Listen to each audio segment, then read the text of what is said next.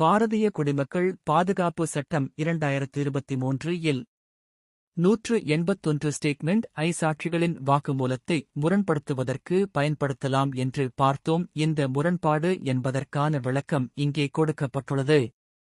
பிரிவு 181(1) இன் கீழ் ஒரு சாட்சி காவல் அதிகாரியின் முன் ஒரு வாக்குமூலம் கொடுத்திருக்கிறார். அந்த வாக்குமூலத்தில் இருக்கும் ஒரு பொருண்மையை சூழ்நிலையை நீதிமன்ற சாட்சியத்தில் குறிப்பிடாமல் விட்டுவிடுகிறார். அவ்வாறு விட்டுவிடுவது என்பதை நீதிமன்றம் முரண்பாடாக எடுத்துக்கொள்ளலாம் என்று இந்த விளக்கம் சொல்கிறது.